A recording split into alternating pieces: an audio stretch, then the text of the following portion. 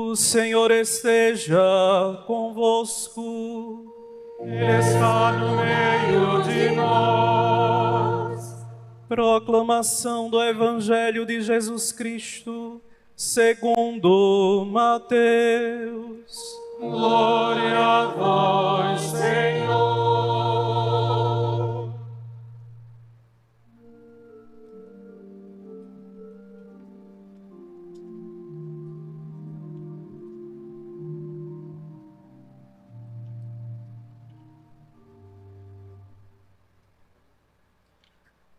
Depois da multiplicação dos pães, Jesus mandou os discípulos entrassem na barca e seguissem à sua frente para o outro lado do mar, enquanto ele despediria as multidões. Depois de despedi-las, Jesus subiu ao monte para orar a sós. A noite chegou e Jesus continuava ali sozinho.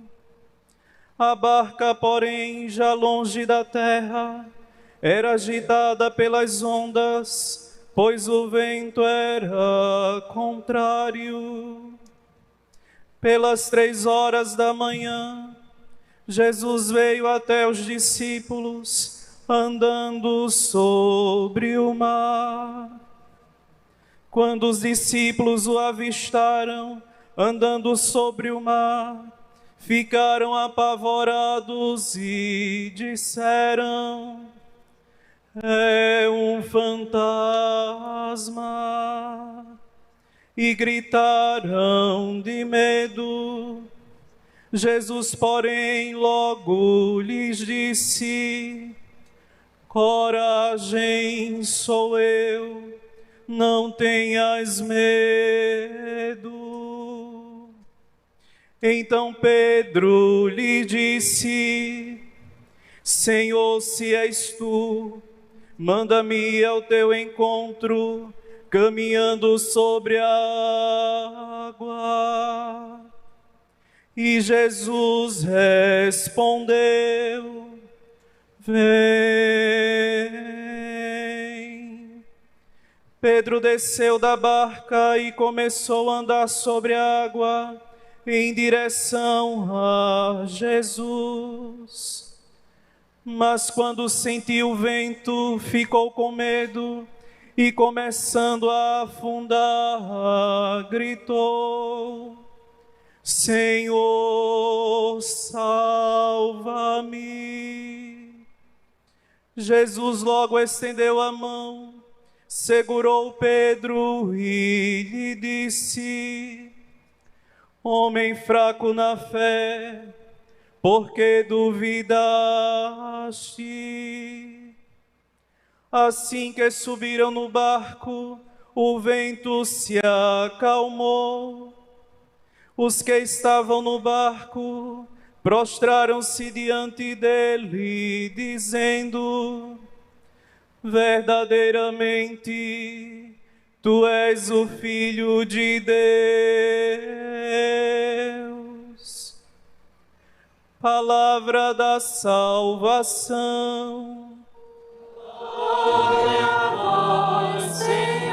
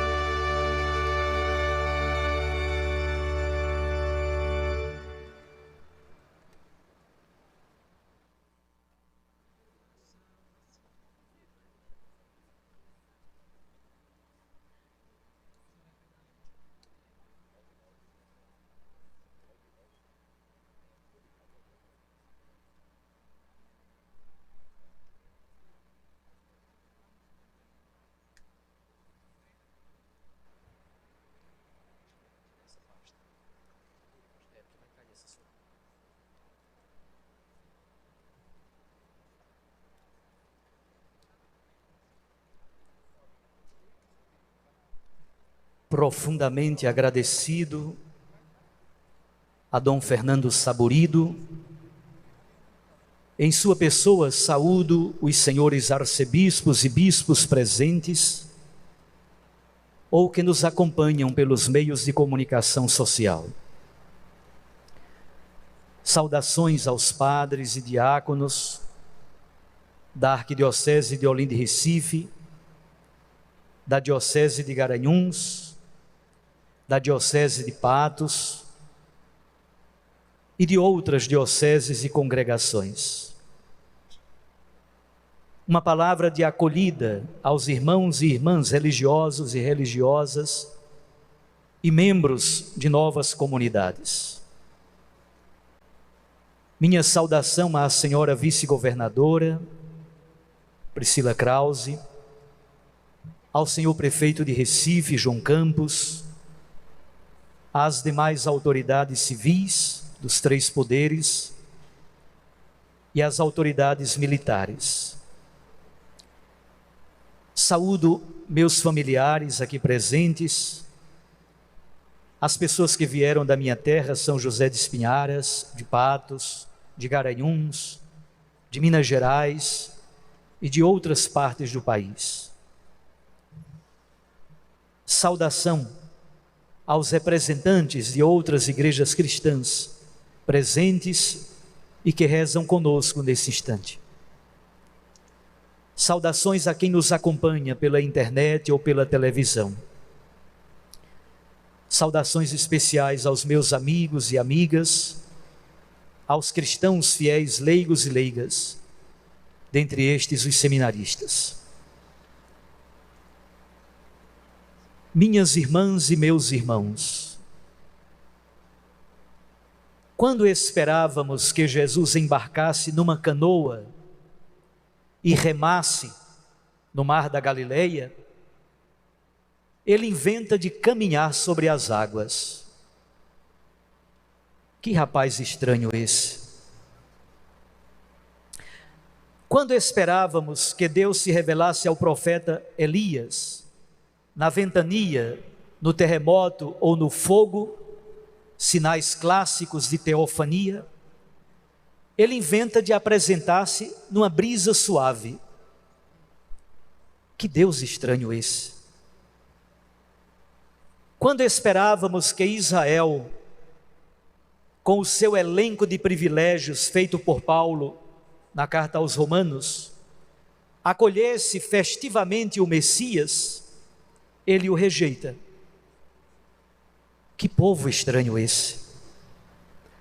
A sensação na liturgia da palavra de hoje é que tudo está meio revirado. Temos algumas respostas, mas mudaram as perguntas. A única certeza talvez é que o velho paradigma da evangelização parece já não funcionar plenamente. No calendário civil celebramos o Dia dos Pais. No calendário litúrgico, embora prevaleça a celebração do 19º domingo do tempo comum, é bom não esquecer a memória de Santa Dulce dos Pobres. Somos então convidados a refletir sobre a nossa missão, marcada pela paternidade por um lado e pela doçura misericordiosa encarnada pelo anjo bom da Bahia. um ministério petrino e mariano, paterno e com feições de mãe, exatamente o oposto daquilo que Acabe e Jezabel conseguem ser. Elias, jurado de morte, foge da perseguição da casa real. Extenuado, ele pede a morte. Vive a noite escura da crise, da fome, do cansaço, do burnout. Levanta-te e come. Essa é a ordem de Deus. Refeito pela palavra e pelo pão, caminhou até chegar ao Monte Horebe, o Monte da Aliança. Entra na caverna de sua interioridade. Ele quer esconder a sua fraqueza. Aquele que derrubou altares e matou falsos profetas, o mesmo que já enfrentou Acabe e Jezabel, agora sucumbe, escondido na gruta de sua alma. Ele ainda não percebeu que suas debilidades são um lugar teológico da revelação de Deus. A pergunta do Senhor, o que fazes aqui? Faz com que ele tome consciência de sua situação. A ordem de Deus, sai e permanece sobre o monte diante do Senhor. Esta ordem é a possibilidade de um novo começo. Elias descobre várias verdades. Elias descobre que não pode fugir de Deus, que não deve justificar-se por seus possíveis fracassos e medos. Descobre que é preciso sair da caverna, que Deus cumpre os seus desígnios, apresentando-se de um jeito completamente novo. No sussurro de uma brisa suave, no silêncio sonoro e inquietante, ele se revela. No deserto, doente e debilitado, na escuridão da caverna ou na solidão da montanha, revela-se a presença do Deus que surpreende. Elias realiza o processo espiritual de saída de sua própria caverna, para descobrir outra face de Deus e também a outra face de sua missão. Os apóstolos também precisam refazer a experiência de encontro com Cristo e perceber a possibilidade de novos paradigmas, conhecer melhor o jeito de Jesus ser. Depois de ter alimentado a multidão, Jesus pacientemente a despede e sobe ao monte para orar. Jesus nutre o povo, convive com o povo, ora pelo povo. A barca está agitada, em meio ao mar bravio e à ventania. Eles veem alguém caminhando sobre as águas e pensam ser um fantasma. Quando a igreja não consegue perceber a presença do ressuscitado, não amadurece na fé, tem medo, enferruja, esclerosa. O relato evangélico de hoje é um convite a nos abandonarmos em Deus com confiança, sobretudo nos momentos de provação. Quando sentimos forte a dúvida e o medo, não devemos nos envergonhar de gritar como Pedro: Senhor, salva-nos. O Papa Francisco diz, essa é uma bela oração. Senhor, salva a tua igreja. Jesus não nos deixa afundar. Ter fé significa que em meio à tempestade, tenho o meu coração dirigido a Deus. Nos momentos de escuridão, canta a brisa suave do Espírito. Os processos de evangelização podem ser complicados e sofridos, mas nunca esqueçamos, antes de buscarmos o Senhor, Ele já está presente em nossas vidas e nos levanta de nossas quedas. A mesma experiência de conversão em relação à identidade de Deus e ao modo como Deus age, acontecerá também com São Paulo. A dor do apóstolo dos gentios é intensa, pois os seus irmãos israelitas se fecharam a Jesus como Messias. Mas Deus sempre manteve a sua fidelidade. Por isso, aos judeus pertencem a filiação adotiva, a glória, as alianças, a legislação, o culto, as promessas e os patriarcas. E da fidelidade de Deus nasce o próprio Cristo, o Messias, na história. A partir desse fato, para Paulo, toda a compreensão de Deus e a interpretação da história da salvação estará qualificada pela presença de Jesus Cristo. Cristo, para Paulo, é a nova hermenêutica do Evangelho e da compreensão dos fatos da vida. Mas olhemos para 3 elementos que se destacam na palavra de Deus. O que fazes aqui? É o primeiro. Essa é a pergunta de Deus para Elias. É a pergunta de Deus para mim, Paulo. Sou um sertanejo paraibano, filho de José e Maria, de uma família simples. Amo a palavra de Deus e gosto de gente. Há quem me pergunta, como hoje de manhã, por qual dos 3 grandes clubes recifenses vou torcer? Respondo que gosto de futebol e torço pelo Fluminense do Rio de Janeiro. Minha formação é na área da teologia bíblica.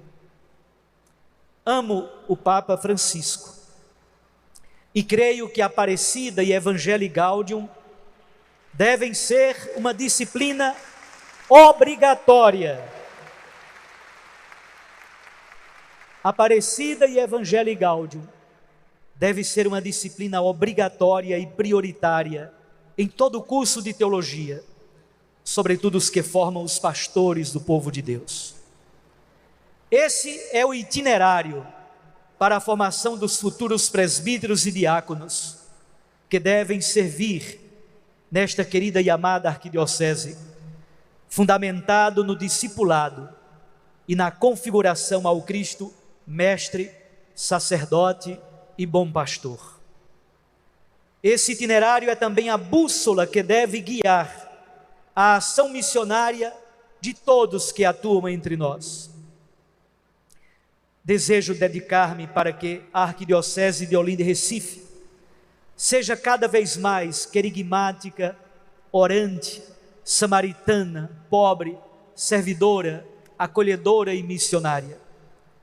Que sejamos uma igreja de muitas comunidades eclesiais missionárias, de encontro de irmãos, de grupo de leitura orante da palavra de Deus, de catequese inspirada num processo catecumenal, em vista da iniciação à vida cristã, para que a boa notícia do reino chegue a cada recanto, aos córregos, aos condomínios, aos morros, aos ambientes de trabalho, às palafitas, aos meios de comunicação, às universidades, às escolas, aos presídios, aos hospitais, ao ambiente da política, da economia, ao ambiente digital.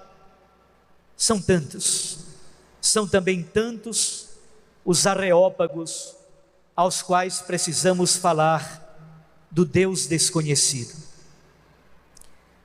Segundo, sai e permanece sobre o monte.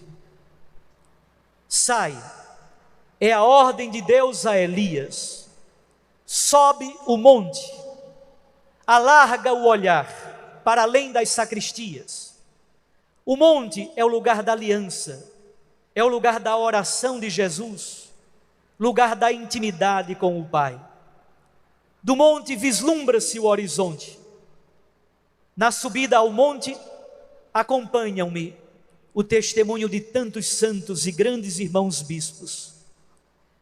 Por isso sou profundamente grato a Dom Fernando Saburido, a Dom Limacedo e aos bispos eméritos que aqui atuam, pelo grande esforço de evangelização empreendido ao longo destes 14 anos. E também agradeço por toda a gentileza e bondade nesse processo de transição. Dos ombros de gigantes, como Dom Expedito Lopes, servo de Deus de Garanhuns, como Dom Vital e Dom Helder Câmara, defensores da liberdade, da consciência, da paz e dos pobres, nós somos convidados a contemplar o olhar de Deus. Somos convidados a contemplar com o olhar de Deus os 20 municípios que compõem esta arquidiocese, com quase 4 milhões de habitantes. Alegram-nos e nos enchem de esperança tantos sinais de um Deus providente e amoroso. A fé genuína e pura do povo fiel, a presença amorosa de Maria, mãe da ternura, mãe do Carmo, mãe do Morro da Conceição, a história e a luta pela liberdade deste belíssimo Pernambuco, a cultura, a alegria, a música e a dança, o empreendimento, a inventividade e o trabalho árduo, o caminho do Evangelho feito em muitas comunidades, às vezes pequeninas, quase imperceptíveis, quais pitadas de fermento que levedam a massa. Alegra-nos o trabalho miúdo, cotidiano e fiel de tantos presbíteros e de outros agentes de pastoral que vivem sua missão na fidelidade. Obviamente, há também coisas que nos fazem sofrer. A perda de fiéis na Igreja Católica e a perda do elan missionário em muitos de nós. A desigualdade social e a fome, porque percebemos que ainda não se realizou o sonho de Dom Helder Câmara. A vergonha das lonas pretas sobre os morros, que teimam de vez em quando em descer a ladeira. Os prédios que caem, a indignidade e a insalubridade das palafitas em torno dos rios e braços de mar tristonhos e fétidos. A falta de perspectiva e esperança para tantos, especialmente os mais jovens. Em clima de subsidiariedade, a igreja dialoga, a igreja cobra, mas também a igreja quer colaborar com os poderes públicos para encontrarmos juntos as adequadas e razoáveis soluções. E finalmente, terceiro, coragem. Sou eu, não tenhais medo. Meu caro irmão Dom Lima Macedo, caros bispos eméritos, queridos presbíteros, diáconos, religiosos, religiosas, cristãos leigos e leigas, membros de novas comunidades, seminaristas, coragem, não tenhais medo. O mar é símbolo do perigo do retorno ao caos primigênio, símbolo da fragmentação dos monstros marinhos e das forças incógnitas e misteriosas. A igreja, agitada, em meio às tempestades da história, perseguições, tensões e conflitos, nós então dizemos, essa mesma igreja agitada, mesmo reinando a mais profunda escuridão, a igreja vislumbra a aurora. Já é a 4ª vigília da noite, entre 3 e 6 da manhã. É escuro, mas começa um tênue raio de luz. Os discípulos apavorados imaginam que quem caminha sobre as águas é um fantasma. Jesus, como diz o livro de Jó, caminha sobre o dorso do mar. Eles não percebem os sinais da ressurreição. Os apóstolos vivem a tentação da incredulidade, do marasmo, daquilo que o Papa Francisco mais combate. Repetirmos, sempre fizemos assim, vamos continuar fazendo assim. Jesus reage com típicas frases pascais. Coragem, sou eu, não tenhais medo. Pedro entra em cena, revelando a riqueza de sua personalidade generosa e fiel, mas ao mesmo tempo tão frágil. Assim como nós, Ele caminha com Jesus, mas duvida e quase afunda. Quando Jesus sobe ao barco, tudo se torna calmaria. Os discípulos se prostram e adoram o Senhor e reconhecem ser Ele o Filho de Deus. O texto revela a crise das comunidades mateanas, a nossa crise de fé. Mas Jesus as confirma e estende a mão sobre elas e sobre nós. Que alegria e que responsabilidade compartilhar com vocês a esperança desta travessia que ora iniciamos. É preciso navegar, sair da caverna, a outra margem nos espera. Sobre o novo paradigma, não temos poções mágicas ou receita de bolo, mas as perguntas mudaram. Vamos juntos então nesta bela aventura, à procura de algumas respostas. Nossa tentação é sempre pensar que o Senhor nos esqueceu e abandonou. Exatamente nestes momentos é que floresce a ousadia e a criatividade, com mais vigor e beleza.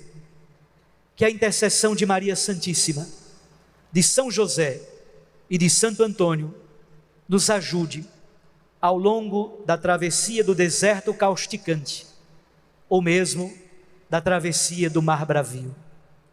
Louvado seja nosso Senhor Jesus Cristo.